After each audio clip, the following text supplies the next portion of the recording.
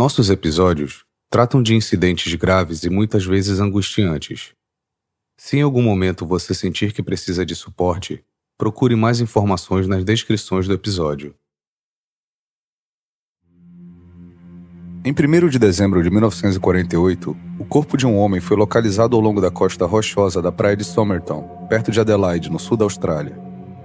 A princípio, o caso recebeu pouca atenção da mídia, e a polícia o tratou como sendo banal, apenas uma morte natural na praia. Bastava que o corpo fosse identificado e as investigações terminariam. Mas com o passar do tempo, ficou aparente que não se tratava de um caso encerrado. Quanto mais adiante se vai no caso, mais profundo ele fica. Até hoje, não sabemos quem ele é, de onde ele veio e nem como ele morreu. Bem-vindo ao misterioso caso do Homem de Somerton.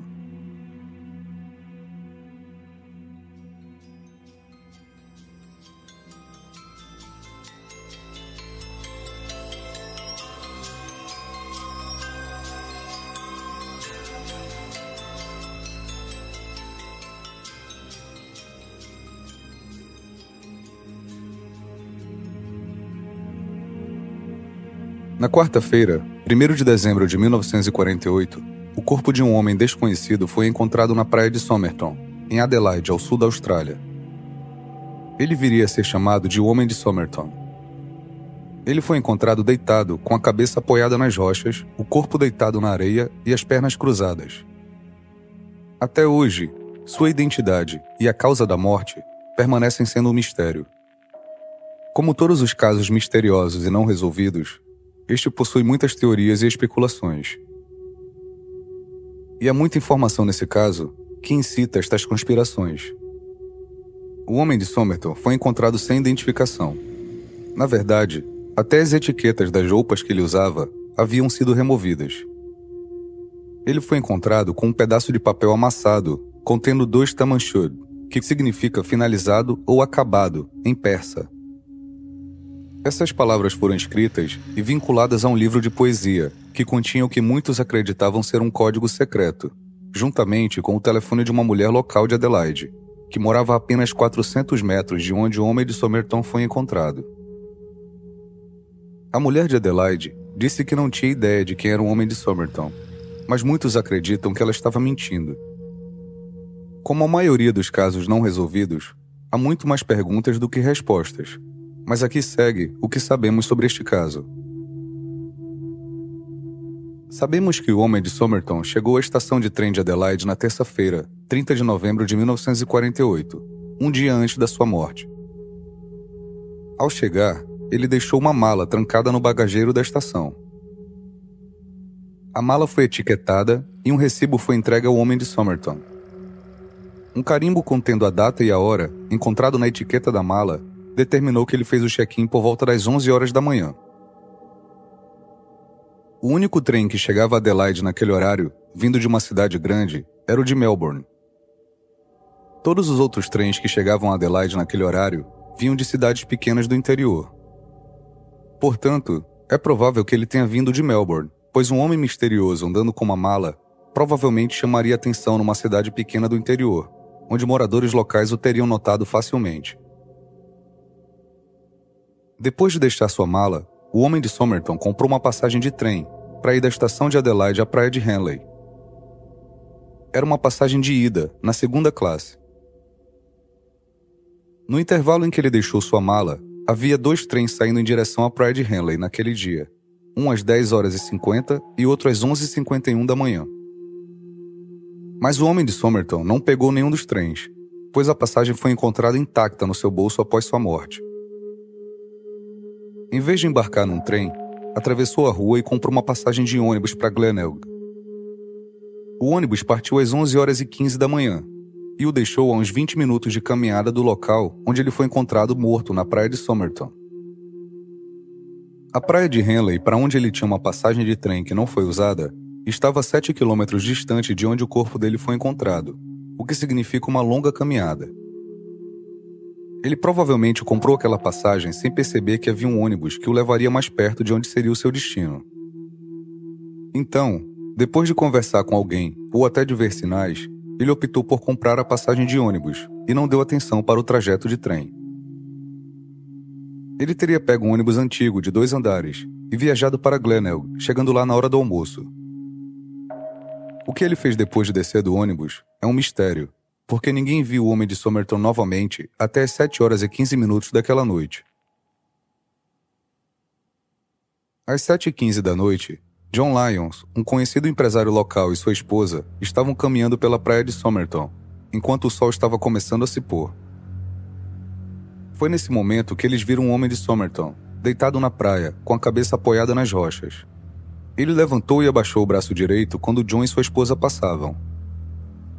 Eles imaginaram que ele fosse mais um bêbado, que havia passado do ponto e agora estava quase inconsciente.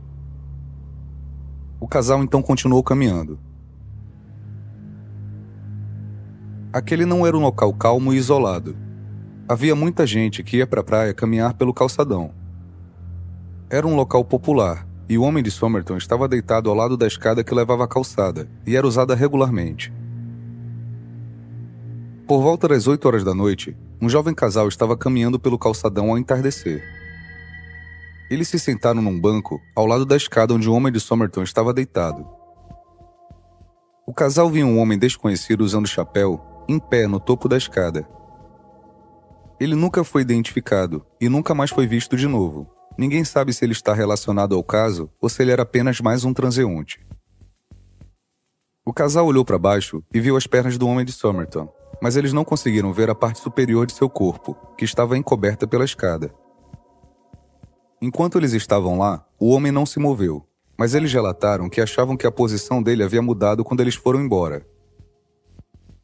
Eles disseram não ter visto mais ninguém antes de partir. Por volta das 6h da manhã no dia seguinte, quarta-feira, 1º de dezembro, 2 jockeys estavam cavalgando pela praia. Eles passaram pelo homem de Somerton, mas assim como John Lyons e sua esposa, eles acharam inicialmente que era apenas um bêbado dormindo. No entanto, quando voltaram e passaram pelo homem de Somerton de novo, eles perceberam que ele não havia se mexido. Ele estava exatamente no mesmo local, com a cabeça apoiada nas rochas numa posição bastante estranha. Eles foram ver se estava tudo bem com o homem, mas ele estava morto. Naquele mesmo momento, John Lyons estava de volta à praia para nadar com um amigo. O jockey chamou sua atenção e ele imediatamente reconheceu o homem de Somerton como a mesma pessoa que ele e sua esposa tinham visto na noite anterior. Ele correu para chamar a polícia.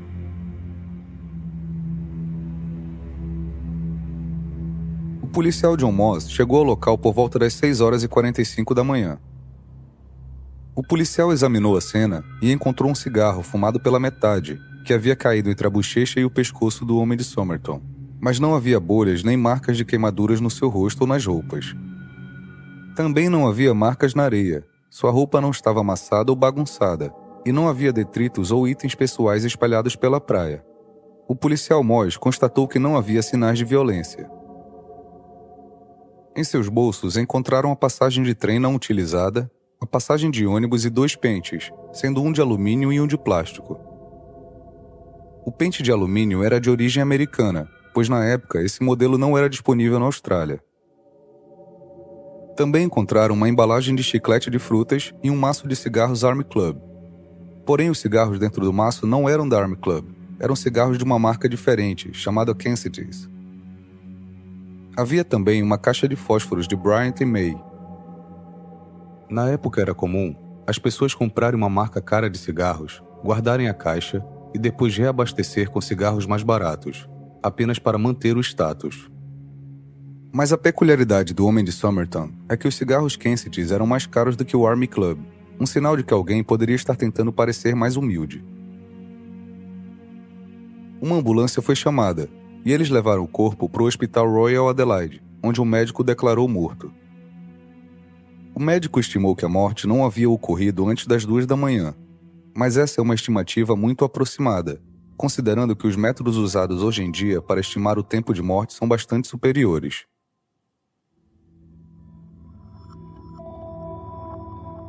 No dia seguinte, uma autópsia foi realizada. O que eles descobriram foi que o homem de Somerton era um homem caucasiano, com mais ou menos 45 anos de idade, pesando uns 80 quilos. Ele era um homem bem forte, em excelente condição física, com um corpo de atleta, alguém fisicamente forte. No entanto, suas mãos não tinham calos, indicando que ele não havia trabalhado em empregos que envolvesse trabalho pesado ou manual. Suas mãos foram descritas como sendo enormes. Suas unhas eram bem cuidadas. Os músculos da sua panturrilha eram bastante desenvolvidos, com uma protuberância perto do joelho, o que fez o médico legista presumir que ele poderia ter sido um dançarino profissional, um artista de balé ou algo parecido. Estavam faltando 16 de seus dentes, mas isso não era incomum na época. Seu baço era 3 vezes maior que o normal. Isso indicava uma doença pré-existente, já que não seria possível ele ter crescido rapidamente durante a noite da sua morte. Constatava-se que o homem de Somerton já poderia estar fisicamente fraco quando morreu. O baço aumentado poderia ser o resultado de muitas doenças, incluindo infecções virais, bacterianas, doenças inflamatórias e até vários tipos de câncer. Ele tinha as mãos amareladas, uma característica das pessoas que fumam demais. A causa de sua morte não ficou clara imediatamente. Mas não havia sinais de violência, então, inicialmente, se acreditava que a morte tivesse ocorrido de forma natural. Inicialmente, a polícia não estava tratando o caso como suspeito. Eles estavam convencidos de que não demoraria muito para que um parente ou amigo aparecesse para identificar o corpo, e o caso seria finalizado.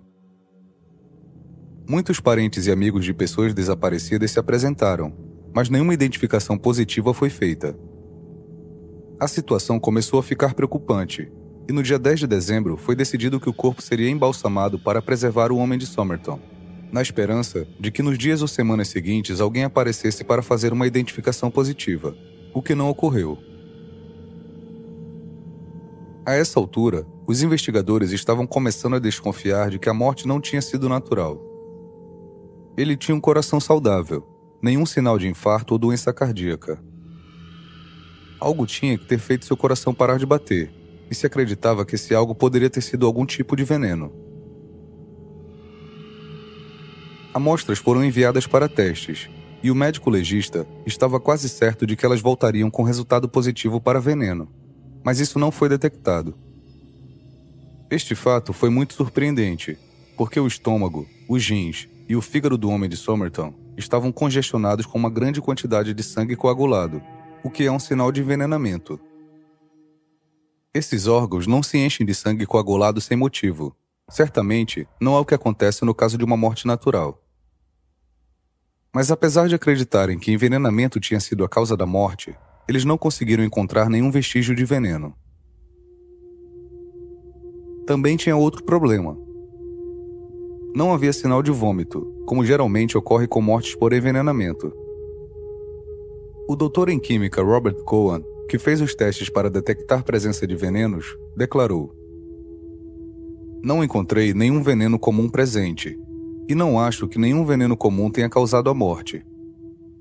Se ele morreu mesmo de envenenamento, acho que seria por uma substância muito rara. Quero dizer, algo raramente usado para fins suicidas ou homicidas. Existem venenos que são eliminados do corpo rapidamente sem deixar vestígios. É possível que o homem de Somerton possa ter vomitado em outro lugar, até mesmo nas proximidades, antes de ir à praia. Até hoje, nunca foi possível se provar que a causa da morte foi por envenenamento, embora também não se possa provar o contrário. Independentemente disso, o médico legista, os médicos examinadores e a polícia estavam agora certos de que a morte não tinha sido por causas naturais. Eles tinham que descobrir se havia sido suicídio ou assassinato. Quando eles reconheceram que a morte não tinha sido natural, imediatamente detetives foram designados ao caso. E embora não houvesse sinais de violência quando o homem de Somerton foi encontrado, algo bastante estranho havia sido descoberto. Todas as etiquetas de identificação em suas roupas haviam sido removidas. Nenhuma ficou. Mas teria o homem de Somerton feito isso? Ou outra pessoa? Os detetives foram diretamente à estação de trem de Adelaide para ver se tinha alguma bagagem que não havia sido coletada e tiveram sorte. Foi lá que encontraram a mala do homem de Somerton. Dentro, não havia nada de importante ou incomum. Mas o que chamou a atenção é que, embora a passagem de trem, a passagem de ônibus e outros itens tivessem sido encontrados com o homem de Somerton, estava faltando seu recibo de bagagem. Um pedaço de linha encontrado na mala, os tamanhos das roupas que combinavam com as que ele estava vestindo, juntamente com o fato da mala ter sido registrada no dia 30, quando ele chegou em Adelaide, foi o suficiente para convencer os detetives de que era a mala do homem de Somerton. E mais estranho ainda, era que todas as etiquetas das roupas e até mesmo da própria mala haviam sido removidas. Na verdade, quase todas elas. Na sacola de lavanderia, encontraram o nome Kane impresso na etiqueta. Uma das camisetas também tinha o nome Kane, assim como uma das gravatas tinha o nome T. Kane. O fato do morto ainda não ter sido identificado estava causando preocupação. As fotos e impressões digitais do homem de Somerton foram distribuídas para identificação por toda a Austrália e também para o exterior, mas nada foi descoberto. Sua identidade permanecia um mistério. Investigações extensas foram realizadas, mas não conseguiam associar o nome Kane com o homem de Somerton, e também não haviam relatos de pessoas desaparecidas. Era muito comum na época as pessoas comprarem roupas de segunda mão, e durante a guerra as roupas eram até racionadas. Portanto, provavelmente Kane não seria o nome do homem de Somerton. Se ele ou alguém estava tentando esconder sua identidade, a coisa mais óbvia seria deixar essas etiquetas com o nome Kane, que não seria o seu nome. Para confundir as investigações, nada melhor do que plantar uma pista falsa. Outra coisa importante é que não se sabia onde estava o recibo da bagagem do homem de Somerton. A mala foi encontrada destrancada, então é possível que alguém tenha pego o recibo e alterado o que estava dentro. Depois de muita pesquisa, foi descoberto que o casaco e a gravata que ele usava quando foi encontrado morto tinham sido feitos nos Estados Unidos. Mas isso não significava que o homem de Somerton era americano. Tente se colocar no lugar dos detetives. Eles praticamente não têm ideia do que está acontecendo. Não sabem sua identidade, de onde ele veio, como ele morreu, se foi suicídio ou assassinato. Além disso, o caso se tornava ainda mais difícil pois a investigação foi iniciada pelo caminho errado. Evidências cruciais podiam ter sido perdidas pelo fato da morte ter sido inicialmente tratada como natural. Em 1948, as técnicas de investigação de cenas de crime não eram nem um pouco avançadas. Levaria 40 anos ou mais para que técnicas de identificação por DNA fossem inventadas. Com o passar do tempo, a mala e seu conteúdo acabaram sendo descartados pela polícia. Olha! Dessa vez não tem falsete e nem camarão. Estamos juntas pra anunciar o novo hit do verão. Cheetos Crunch e meu trazer barulho nesse verão. Estou aqui com a minha amiga. É a Melody e a Laurinha. Pode parecer incrível. Porque Cheetos Crunch é irritantemente irresistível. Olha o Cheetos Crunch. Enquanto a investigação continuava, o corpo do homem de Somerton estava começando a se decompor. Foi decidido então que seria feito um molde de gesso com a dimensão exata da cabeça e da parte superior do seu corpo. Eles ainda existem até hoje. O homem de Somerton foi enterrado no dia 14 de junho, depois que o molde foi finalizado. No seu túmulo foi colocada uma lápide, com os dizeres: aqui jaz o homem desconhecido que foi encontrado na praia de Somerton, em 1º de dezembro de 1948. Pouco antes do inquérito da perícia judicial, uma evidência que não havia sido investigada anteriormente foi descoberta.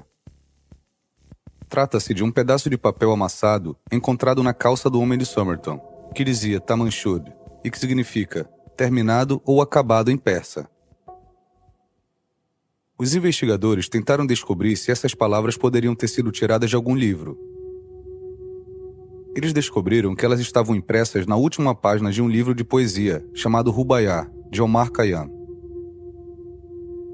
Omar Khayyam foi um poeta, astrônomo, filósofo e matemático persa que viveu do ano 1048 até 1131. O Rubaiyat de Omar Khayyam é uma seleção de seus poemas traduzidos em inglês por Edward Fitzgerald, nos anos 1800. As traduções são bastante subjetivas, e outros autores possuem interpretações dos poemas diferentes das de Fitzgerald, mas certamente este é o mais conhecido. O tema geral do livro é aproveitar o dia, viver a vida ao máximo e morrer sem arrependimentos. Infelizmente, o livro do qual o Homem de Somerton havia tirado essas palavras só foi descoberto depois do inquérito. O inquérito judicial foi realizado nos dias 17 e 21 de junho de 1949. O legista concluiu que a identidade do falecido não era conhecida, sua morte não era natural e provavelmente não havia sido acidental. Durante o inquérito, notou-se que os sapatos pareciam ter sido polidos recentemente. Junto a isso, as unhas bem cuidadas e o aspecto geral da sua aparência limpa e arrumada fizeram com que o magistrado acreditasse que o Homem de Somerton não fosse um mendigo. O inquérito foi adiado sem data fixa, o que significa que o caso permaneceria aberto e continuaria a ser investigado caso informações relevantes surgissem. Ainda se especulava que um envenenamento poderia ser a causa da morte, e 2 venenos em particular, que permaneciam indetectáveis, foram mencionados. Os nomes das substâncias não foram divulgados ao público por muitos anos, pois eram de fácil acesso na época. A última coisa que as autoridades queriam era compartilhar com o público uma maneira de matar alguém de forma fácil e indetectável.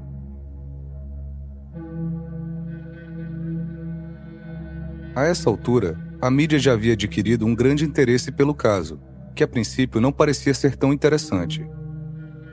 A morte natural de um homem na praia, que era o que se pensava inicialmente, não era exatamente uma boa história nas manchetes.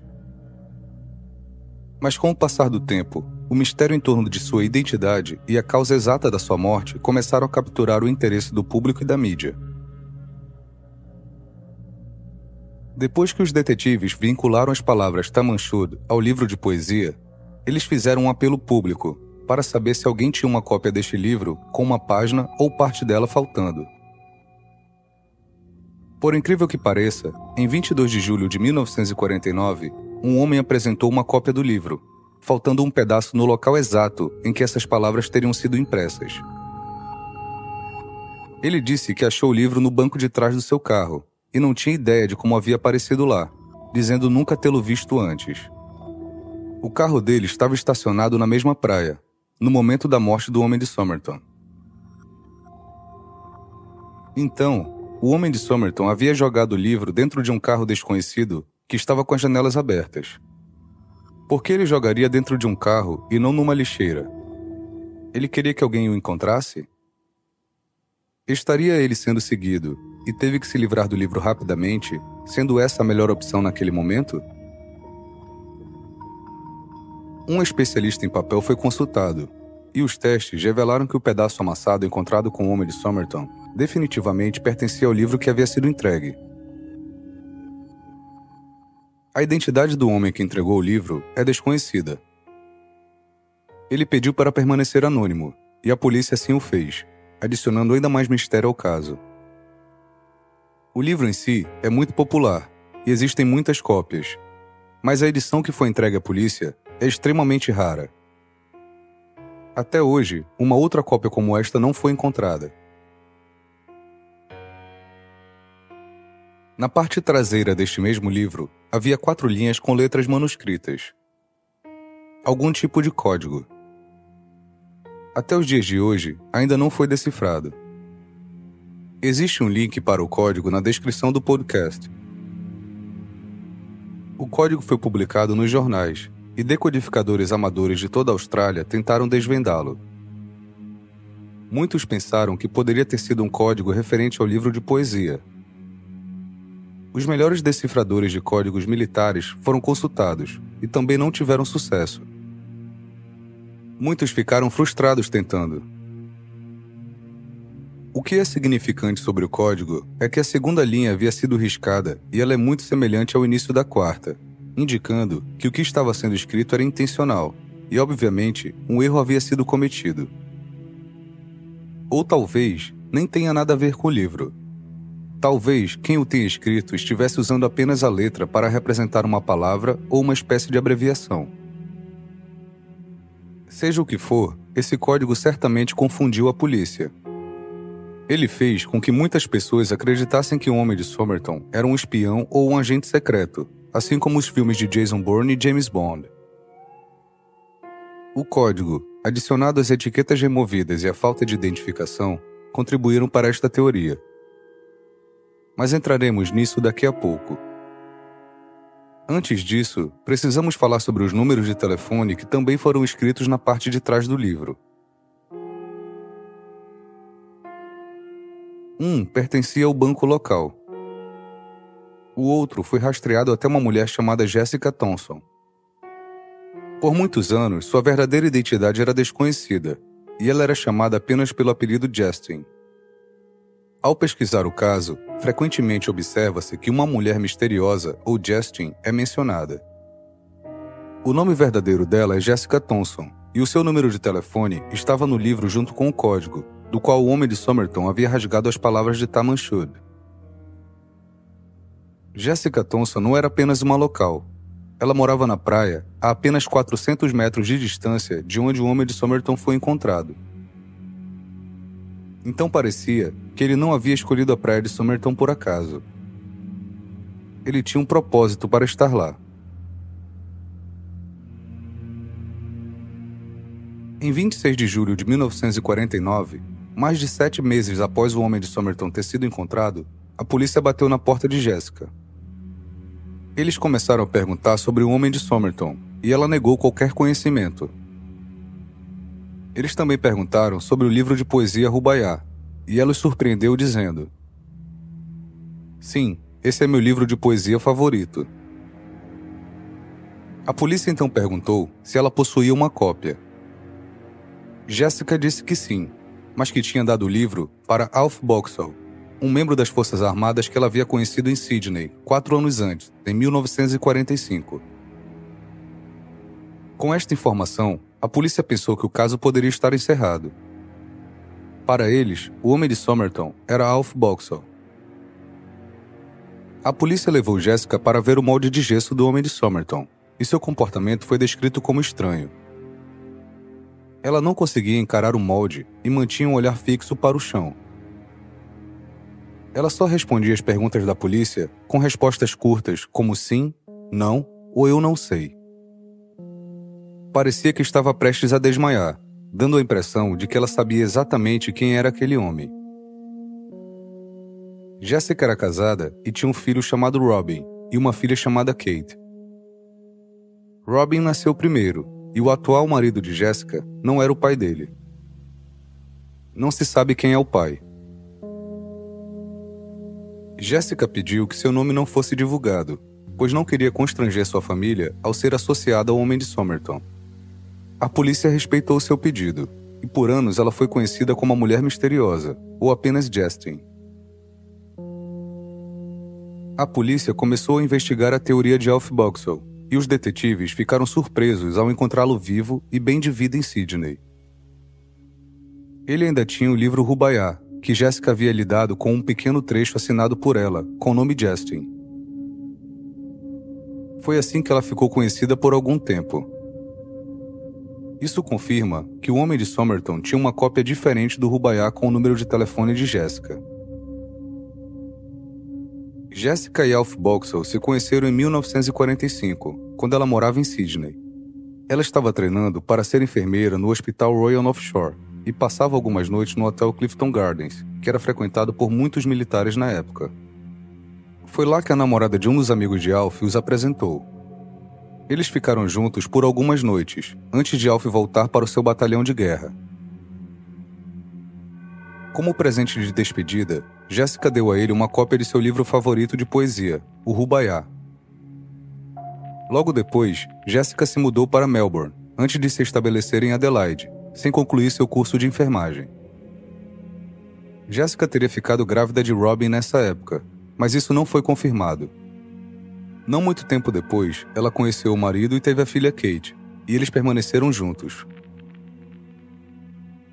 É importante lembrar que quando o homem de Somerton chegou a Adelaide, o único trem que partia de uma grande cidade era de Melbourne.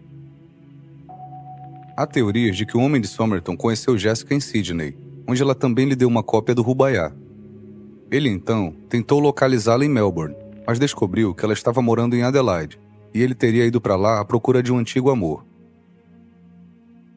Seja lá qual for a história, ficou claro que Jessica estava mentindo para a polícia. Ela sabia a identidade do homem de Somerton. Sua filha, Kate, a descreveu como uma mulher que tinha um lado sombrio muito forte, acreditando que era possível que ela fosse uma espiã russa. Um dia, Kate descobriu que sua mãe falava russo, mas nunca foi informado onde nem por que aprendeu a língua. É por isso que muitos acreditam que seja um caso de espionagem. Além disso, Jessica teria dito à filha que o homem de Somerton era conhecido por pessoas de nível mais elevado. Muitos passaram a acreditar ainda mais que o homem de Somerton era um espião devido a uma outra informação significante. Em 1946, a algumas centenas de quilômetros de Adelaide, Reino Unido e Austrália entraram num projeto conjunto de testes de mísseis e foguetes nucleares, conhecido como Centro de Testes Woomera. Portanto, se o caso for levado para o lado da espionagem, um espião russo teria todas as razões para estar em Adelaide, onde o mais secreto Centro de Testes de Mísseis e Foguetes estava localizado. Esta época marcou o começo da Guerra Fria, e certamente haveriam espiões operando na Austrália. A única pessoa que poderia ter esclarecido toda essa história era Jessica, que provavelmente saberia muito mais sobre o caso, mas continuou enganando a polícia durante toda a sua vida e se manteve calada.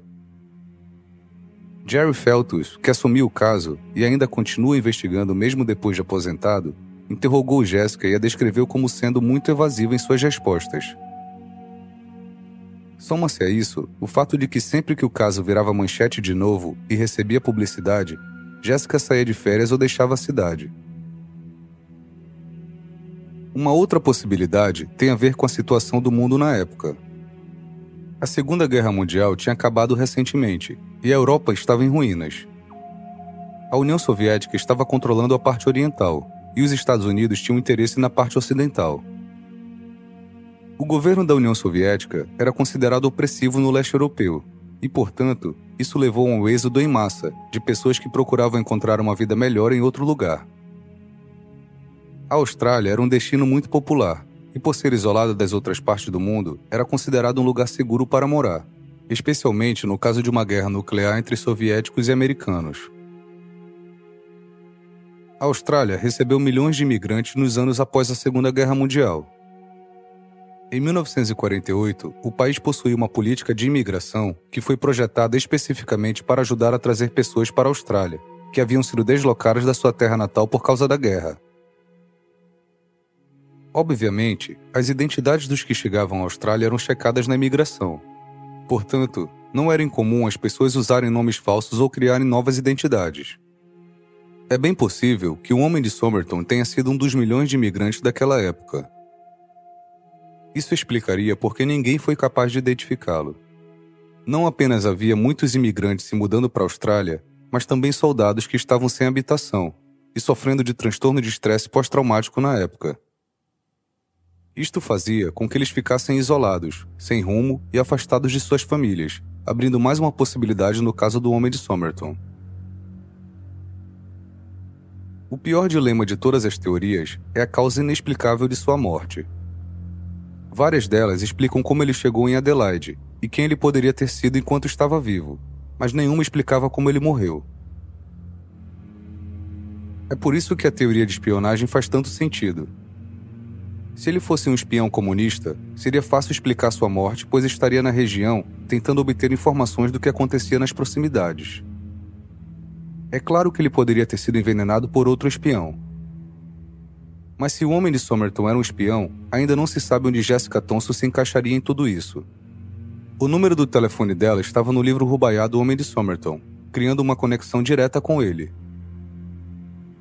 O livro favorito de Jessica é Howard's End, de E.M. Forster, que conta uma história de uma garota que tem um filho fora do casamento.